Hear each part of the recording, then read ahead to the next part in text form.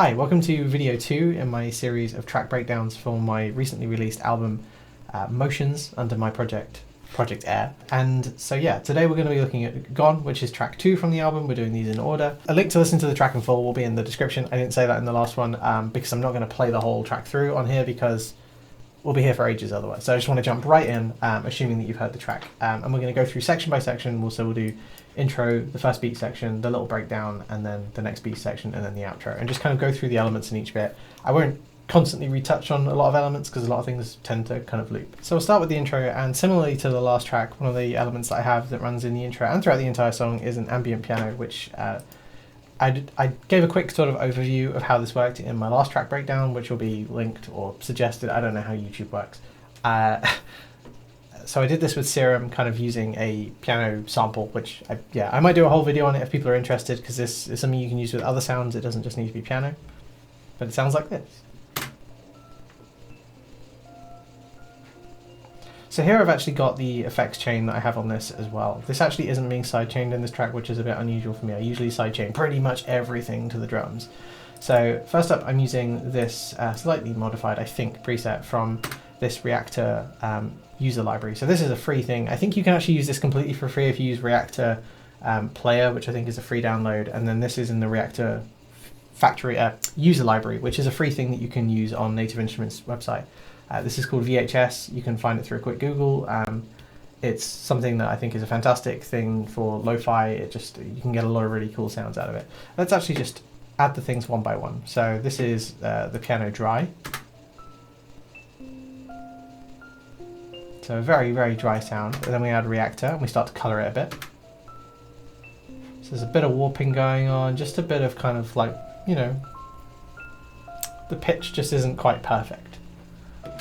Then we have a wave H delay, which is just kind of on a half note delay, and it is on almost a kind of 50-50 dry wet mix, and it's on a ping pong delay with a slight bit of EQ on it.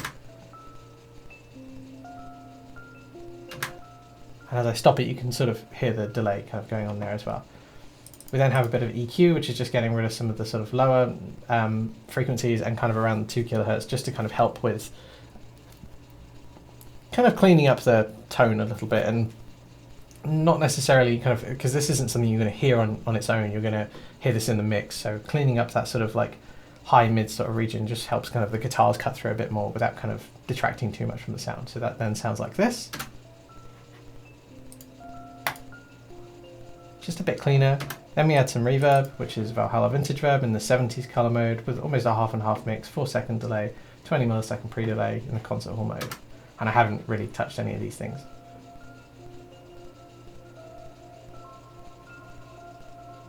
So very, very pretty sounding. And then we just have a bit more EQ just to again clean up, because even though we cleaned up the EQ and the low end in the last EQ that we used, you can actually see that the reverb will just add a little bit more low-end information, so it's just kind of tidying that up just a little bit more.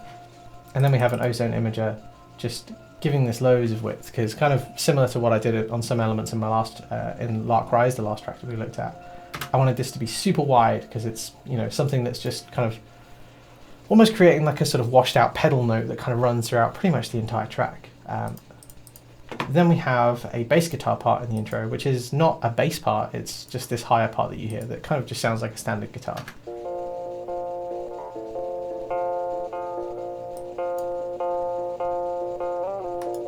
So a bit sloppy, I haven't transposed it or anything, just a lot of EQ, telephoning it, kind of adding a sort of low cut around 280 Hz, and then a high cut around 3.8 kilohertz, just to sort of telephone it, because otherwise it'd sound really muddy.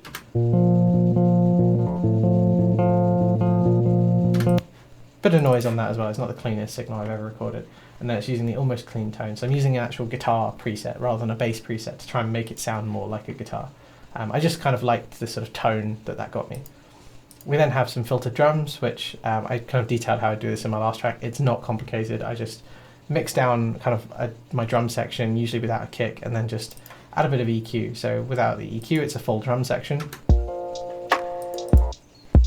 So I've actually got the kick on that one. And then with the telephone EQ, just sounds a bit cooler. And then that's going to my reverb mix bus, and then everything together. So quite a sort of minimalist sort of intro. I don't really like to have too much stuff in my intros, to be honest. We then have a reverse cymbal, which is kind of helping us transition from the intro to the first beat section. Usually I add a very quick fade at the end of kind of any audio regions like this, because they can just have a little sort of pop as the audio file ends, if you're not kind of careful with that. And I haven't done any EQ to that, which I should have done, but apparently I didn't. We then have this little sample here, which is mostly being sent to the reverb. I'm actually using I think it's a post fader, or sorry, pre-fader, I'm not really sure. Send this to the reverb mix, so the actual dry signal is mixed very low. So what you get in the song is, so what you're getting most of there is the wet signal, which just sounds really nice. I think it's a lovely little transition thing. It's something like that can add a lot of kind of identity to a track, in my opinion. Cool. Then we move into the first beat section. There's a lot of loops in this track. I find layering loops to be quite satisfying, or chopping up loops, or kind of doing whatever, but I have done some interesting stuff on this track. So let's go through the drums. First up is a kick. I think it's actually the same kick. Oh no, it's a different kick. It's from Swum's drum pack. I thought I used the same kick on a lot of these songs, but apparently I didn't. Bit of EQ going on, just kind of clean up the high end, because I don't like super duper thuddy kicks, which I'm sure I've said before. Cleaning up the low end a little bit, just reducing some of the kind of impact in certain regions. But kind of, I like my kicks to be, for chill music, I like my kicks to be more kind of muted, I guess, in a sense. So without the EQ, the kick sounds like this. And then with the EQ, not a massive change, just kind of helps it sit a bit better into my ears. We then have some kind of layered stuff. We have a snare and then a kind of Foley layer for it. So we have this. So that's the kind of main snare sample. Again, just cutting out lows, cutting out some of the sort of low frequencies, cutting out the super duper high ones, and then stereoizing it, because I believe this is also a mono sample. There you go. I talked about it in the last video, as I'm going to say with a lot of things, but Ozone Imager is great for taking a mono sample, or mostly mono sample, and just kind of adding a bit of sort of fake stereo information to it. I don't know the exact technical term for what it's doing, but it's very clever. And then we have this layer for the snare. I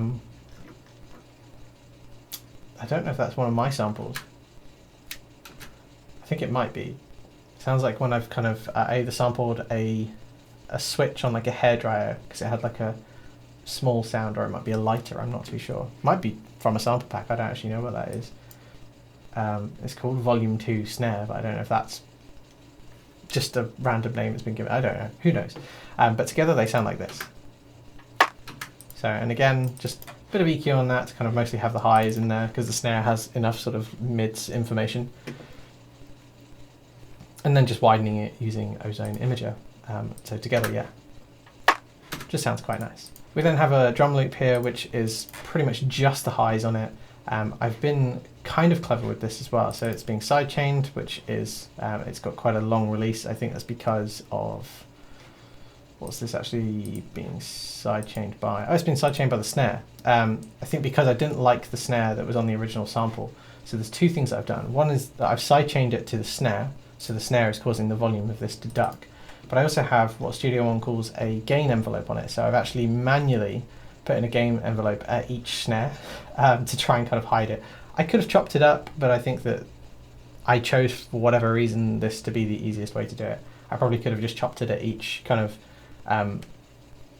point where the snare hits on like the 2 and then just added a fade, but I don't know if it had. But you can see it hits a little bit before there, so I've tried to be a bit more manual and precise with it. Without the sidechain, it sounds like this. So you can sort of hear that it's got quite a like sort of snare on there that I've obviously tried to reduce. I think I can just, yeah, we can just turn the envelope on and off, so let's just hear that. And let's turn the EQ off. Yeah, just, it didn't need like such a kind of heavy snare, not that that's very heavy, but. And then stereoizing on it again, just to make it super wide, because we've got like mostly the highs in there, so it should be fine. And I'm using Waves Mondo Mod. This is something I really, really like as a plugin, just because what it allows you to do is effectively automate stuff around the stereo field. So if we turn that off, You can hear it being sidechained by the snare there as well. Then once we turn mono mod on, you can hear it starting to move around the stereo field. You'll notice that more with headphones. And then that's also being sent to the reverb mix. And then we have another percussion loop in here. So this is also being sidechained by the snare as well. Just I find if you're using loops like this, like with a lot of like percussion loops that have a snare or something, or like of a snare like sort of sound in them, that once you start layering them, like those snares start to just build up and they'll either cause clipping or they just sound a bit crap. So I like finding ways to sort of use like the hi-hats or the Foley that I like in a loop without kind of having a snare in there, just because some loops are like that, right? So altogether, everything just sounds quite nice. There's also a ride as well that kind of comes in on the first snare. So let's listen to the drums, which are once again, I'm using parallel bus compression on Supercharger, which is around a 50-50 mix again. Let's solo the drums so you can hear them.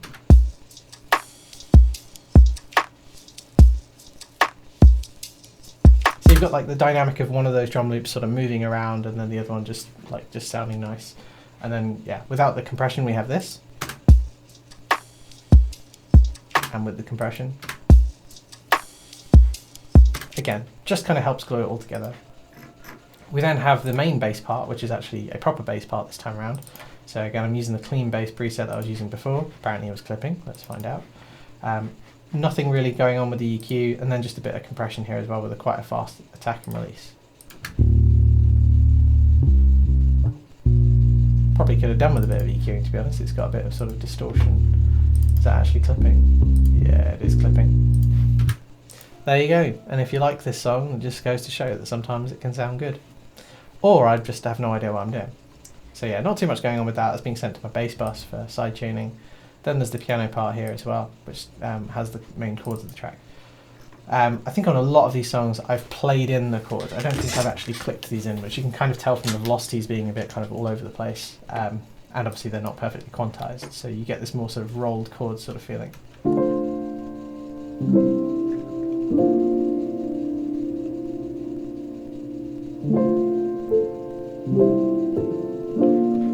And there's the MIDI for anyone that wonders.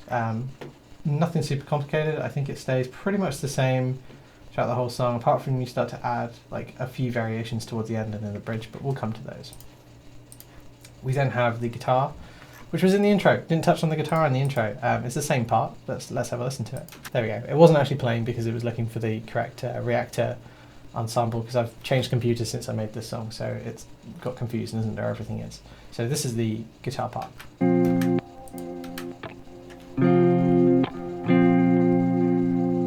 So quite a noisy signal on that. Let's go through and just hear them all in order. So dry, it sounds like this.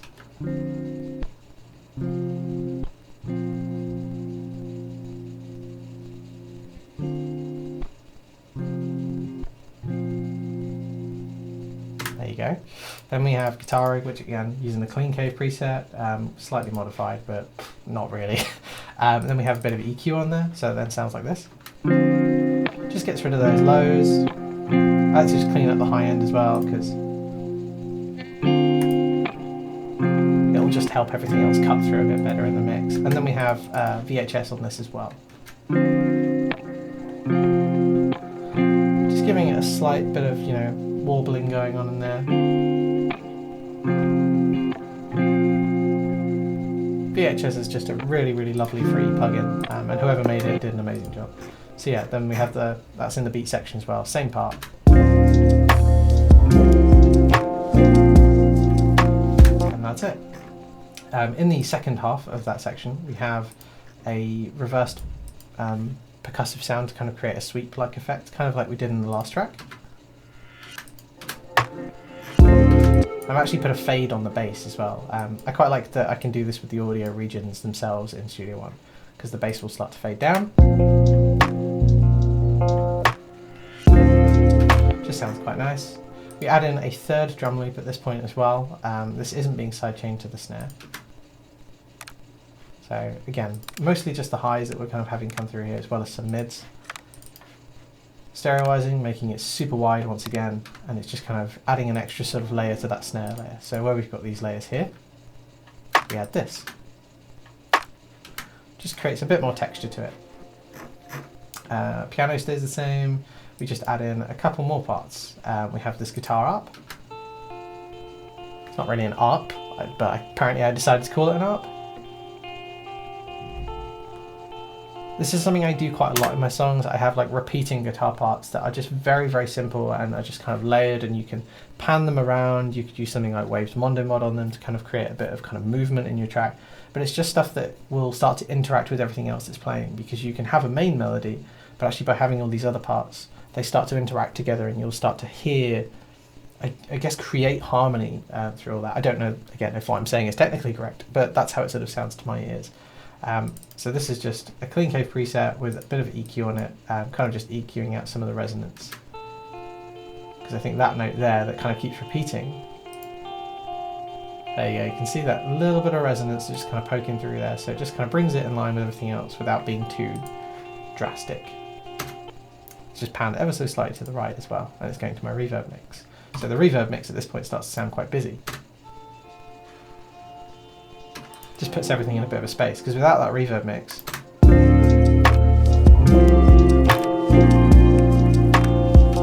I love what that can do for creating a space with everything in your track. So we then have this synth melody, which is just using Serum. It's just probably using some random preset that I found. There we go. It's from some random thing, but there's the settings for it. I don't know what it is and what it's from, but it would have just been something I found while preset surfing, which is something I do quite a lot. I didn't make it from scratch, that's for sure. And that is mostly being reverbed, because the dry signal sounds like this. And then we are sending that to a special reverb bus, which is just for the synth melody, which is here. So 100% wet mix on the reverb once again. EQ that I've done nothing to apparently, not even automation. And that sounds like this.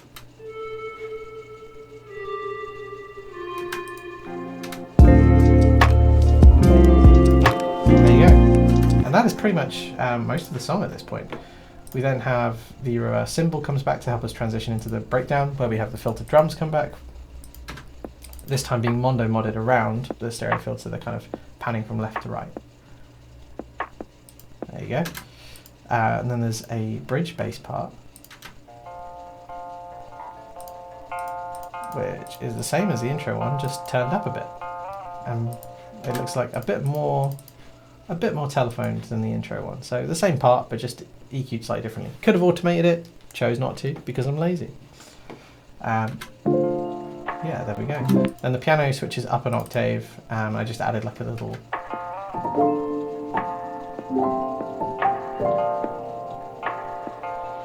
and brought down the velocities as well a little bit by the looks of it, so it kind of gets a bit more delicate at that point. We don't need that. Go away. Go away. There we go. We then have a few other kind of elements here. So a snare on the 4, kind of as I did in the last track, and then we have this thing here, which is mostly going to the reverb mix. And to be honest, I forgot that I even added that. Can you even hear that? There you go. I didn't even remember that I added that, but apparently I did. So here the same guitar parts stay in. We add a 4th drum loop, which sounds like this. Really love these JVs loops. They sound great, and you can chop them up and layer them and sidechain them and all sorts of crazy stuff. So once again being sidechained to the snare, as you can see here. Bit of EQ on it, standard stuff. Then just stereoize, make it super wide again. So at this point the drums sound like this. So they've really started to evolve over the course of the track, just by kind of layering all those different loops, having some of them panning around, having them panned a bit differently. It just has a lot of depth and texture to it, which I really like. So here we have the same guitar part from before. We also have, what is this actually called? Guitar Melody Ambient. So this is the same guitar part by the looks of it. You can sort of see from the waveforms here. One is running through a Valhalla Shimmer reverb. and actually transposed up an octave as well, because the main guitar part sounds like this.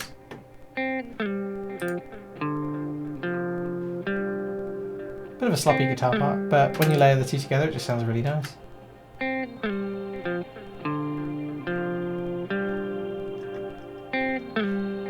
This is something I did on a lot of Project Air tracks around this time, just kind of duplicating my leads, transposing one up an octave and then just reverbing the hell out of it. And I think that's pretty much it for all this. The guitars all together sound like this at this point. And you can notice here that I've actually removed the chords guitar part from earlier, which was kind of doing the strummed chords, just to help kind of make room for all the other guitars. Layering is great, but I think that there's something to be said for kind of writing loads of layers and then kind of adding stuff and taking stuff away, kind of like back and forth, and kind of creating different combinations of all these different things that you've created. Here we have the same reverse perk from earlier. The lead synth comes back in for the outro, and I think that is all of the elements.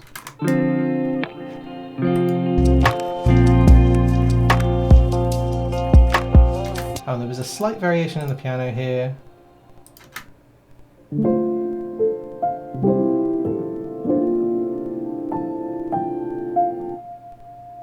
There you go, just a little bit of difference in there.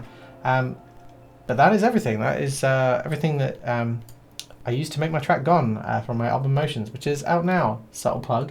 So yeah, thanks for watching. If there's anything that you found helpful, leave a comment or a thumbs up, because yeah, those things help. And if there's anything you want me to make a video on, just let me know and I'll see if I can get to it. So yeah, thanks for watching, and I'll see you in the next one where we're doing track 3, which is In the Shade.